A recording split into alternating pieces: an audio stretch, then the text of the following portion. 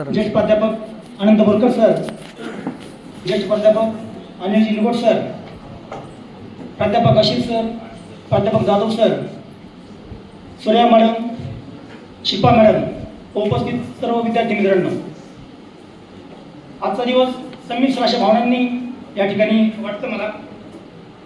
या महाविद्यालयामध्ये व्याख्याता म्हणून येताना आल्यानंतर या ठिकाणी मी शिक्षण घेतलं. त्याच वेळेस मी विद्यार्थी आहे. त्यानंतर प्राध्यापक म्हणून या ठिकाणी रुजू झालो, प्राचार्य झालो आणि आज शेवटचा संवाद मी तुमच्याशी साधतोय. सर्वप्रथम सर्व नवीन विद्यार्थ्यांच्या ठिकाणी मी स्वागत करतो. त्याचप्रमाणे जे गुणवंत विद्यार्थी आहेत, प्रथम द्वितीय वर्षाचे, त्यांनी जे गुण संपादन केले, महाविद्यालयाचा गौरव वाढवला, त्याबद्दल त्यांच्या ठिकाणी मी आभार मानतो आणि त्यांचे यश या ठिकाणी जिंकतो. शिक्षण ही केवळ पदवी घेण्यासाठी नसते. शिक्षणामुळे माणसाचं चरित्र घडतं, माणसाचे विचार प्रगल्भ होतात, जबाबदारीची जाणीव आपल्याला होते, कशा प्रकारे समाजात वर्तन करायचं त्याची जाण आपल्याला येते. म्हणून शिक्षणाकडे फक्त पदवी घेणे, डिग्रीचं कागद घेणे असे न पाहता आपण स्वतःला घडवणे, स्वतःमध्ये चांगला बदल करणे, परावर्तन करणे हे अपेक्षित असतं आणि त्या दृष्टीने आपण या ठिकाणी हे अपेक्षित असतं. ज्याप्रमाणे योग्य गुरुजन, योग्य मार्गदर्शक, योग्य मित्र मिळणं आवश्यक असतं आणि त्यामधूनच आपलं जीवन किंवा व्यक्तित्व आपलं घडत असतो. त्यामुळे आपण ज्या गोष्टी निवडणार आहोत भौतिक गोष्टीसोबत, त्या म्हणजे गुरुजन, आपले मित्र, त्यामुळे आपण घडणार आहोत.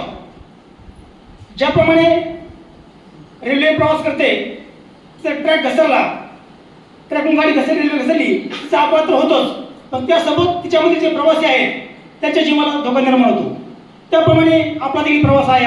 आपली निवड चुकली तर आपला ट्रॅक घसरला तर आपल्याला देखील जीवाला धोका आहे, पण आपल्यासोबतचे कुटुंब आहे जे आपल्यावर अवलंबून असणार आहे त्यांच्या देखील जीविताला धोका निर्माण होतो. तो वैचारिक असेल, मानसिक असेल, शारीरिक असेल. त्यामुळे आपली निवड, आपलं वर्तन नेहमी चांगलं असलं पाहिजे. एक विद्यार्थी म्हणून आणि विषय म्हणजे आपला जो पेशा तुम्ही निवडला आहे, सर्वप्रथम तुमचं अभिनंदन मी याच्यासाठी करतो की तुम्ही शिक्षकी पेशा निवडला आहे. म्हणजे तुम्ही संवेदनशील आहात, म्हणजे तुम्हाला सामाजिक बांधिलकी आहे, तुमच्यामध्ये सामाजिक जाणीव आहे, समाजासाठी आपलं काय ते करायचं आहे याची जाणीव तुमच्यामध्ये आहे. म्हणून तुमचं मी अभिनंदन करतो. कारण तुम्हाला देशाचं भविष्य जे आहे विद्यार्थी त्यांना घडवायचं आहे, त्यांचं भविष्य तुम्हाला उज्ज्वल करायचं आहे. म्हणजे तुम्ही देश हिताचं कार्य करता.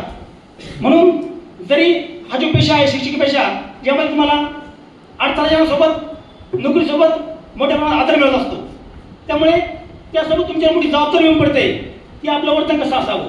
म्हणून शिक्षकाचं वर्तन नेहमी चांगलं असलं पाहिजे, समाजाप्रती नेहमी आदर्शवत असलं पाहिजे, जेणेकरून या पेशाला कलंकित होता कामा नाही असं वर्तन आपण या ठिकाणी केलं पाहिजे, जेणेकरून आपली एक चांगली इमेज, चांगली प्रतिमा समाजामध्ये निर्माण होत असते. आपल्या ह्या महाविद्यालयाचा आतापर्यंत रेकॉर्ड आहे की 100% निकाल दरवर्षी लागतो. यावर्षी देखील लागला आहे आणि त्यामुळे हे जे विद्यार्थी आहेत आपले प्रथम तृतीय वर्षाचे जे गुणवंत विद्यार्थी ज्यांनी यामध्ये हातभार लावला आहे, यामध्ये योगायोग किंवा या ठिकाणी लक हा विषय नसतो.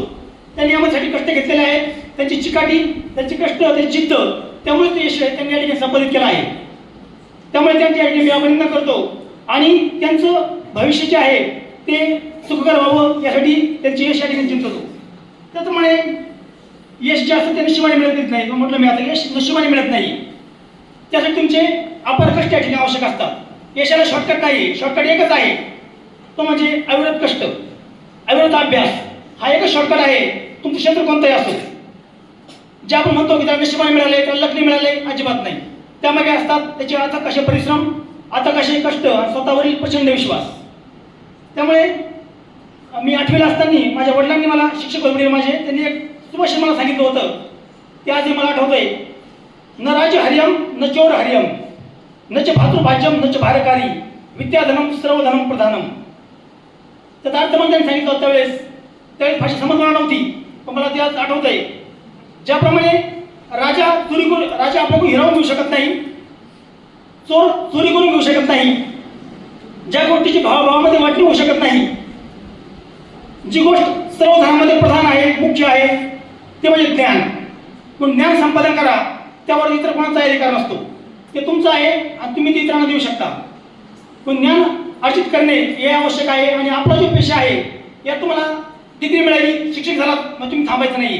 तुम्हाला अविरत कष्ट करत राहणं आवश्यक आहे. सर आता मग असे बोलले, तुमच्यामध्ये अपडेशन होणं आवश्यक असतं. नवीन नवीन गोष्टी तुम्हाला शिकणं आवश्यक असतं, जेणेकरून तुमच्यामध्ये जो बदल होईल तो तुम्ही मुलांमध्ये परावर्तित करणार आहात. आज तुम्ही पाहताय भविष्यामध्ये आजूबाजूला एक नवीन टेक्नॉलॉजी आली पाहता. कोणती? AI, आर्टिफिशियल इंटेलिजन्स, कृत्रिम बुद्धिमत्ता.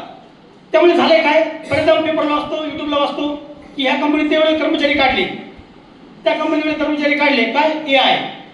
कारण जे कार्य करायला, काम करायला बरेचसे लोकांची शक्ती या ठिकाणी लागते. क्षणामध्ये एका चुटकीसरशी ते काम तो AI आपला करून देतो. त्यामुळे काय होतं की आपल्या जे जॉबचे आहे नोकऱ्या गंडांतर आले. इन्फोसिस असेल, विप्रो असेल, अशा IT कंपन्यांमधून कित्येक कर्मचारी कामावून काढले. पण या आपल्या क्षेत्रामध्ये अजून रिप्लेसमेंट झालेलं नाही. परंतु ते होऊ शकते जेव्हा जर आपण आपल्यामध्ये बदल केला नाही तर, नवीन नवीन कौशल्य आपण जर हस्तगत केले नाहीत तर. म्हणून तुम्हाला गरजेचं आहे की आपल्यामध्ये अपग्रेडेशन करणे. फक्त डिग्री घेऊन बाहेर पडून उपयोग नाहीये, तुमच्या डिग्रीला कोणी खाणार नाही. तुम्हाला तुमचे कौशल्य जे आहेत ते अर्जित केले पाहिजे. नवीन नवीन तंत्रज्ञान तुम्ही शिकलं पाहिजे. बऱ्याचदा आपण काय होतं की नाही बाई हे मला जमणार नाही, तुम्हाला स्वीकारलं पाहिजे, आव्हान म्हणून स्वीकारलं पाहिजे, तर तुम्ही यामध्ये यशस्वी व्हाल. नवीन नवीन जे तंत्रज्ञान आहे, IT क्षेत्रातले असेल, AI असेल, तुम्ही ते हस्तगत केलं पाहिजे, जेणेकरून तुमच्यामध्ये सकारात्मक बदल घडेल, तुमचे विचार प्रगल्भ होतील आणि त्याचं ज्ञान तुम्ही मुलांमध्ये देऊ शकता. आणि त्यामुळे तुमची एक चांगली प्रतिमा समाजामध्ये, वर्गामध्ये, शाळेमध्ये निर्माण होईल आणि त्याचा नक्कीच उपयोग तुमच्या भविष्यामध्ये तुम्हाला होईल. सोशल मीडिया पर्यंत आपण पाहतो की आपण सर्वजण, मी असो तुम्ही सर्व असो, पर्यंत आपल्या हातात मोबाईल असतो. तसं मोबाईल हे खेळणं आपल्याकडे आले, तसं काय होतं की आपण सोशल मीडिया, मग YouTube असेल, फेसबुक असेल, व्हॉट्सअप असेल, याचा म्हणून वापर करतो. परंतु यातून फार कमी टक्केवारी कमीच अशा आहे की घेण्यासारखं असतं. बरेचदा आपण आपला वेळ त्यामध्ये व्यर्थ घालतो. YouTube किंवा व्हॉट्सअप पाहायला घेतला आपण, गुड मॉर्निंग, हाय, गुड नाईट, ह्या गोष्टी पुढे आपण जास्त काय करतो, लोकांचे मेसेज वाचतो आणि काही त्यात तास होतो कळत नाही आपल्या रील पाहण्यामध्ये.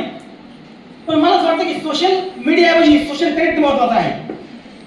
सोशल मीडियाचा वापर करण्याऐवजी आपण सोशली कनेक्ट झालं पाहिजे. मी आता एक 8 दिवसापूर्वी एक मुलाखत वाचली, पाहिली. रुपी हॉस्पिटलचे हर्टचे सर्जन आहेत,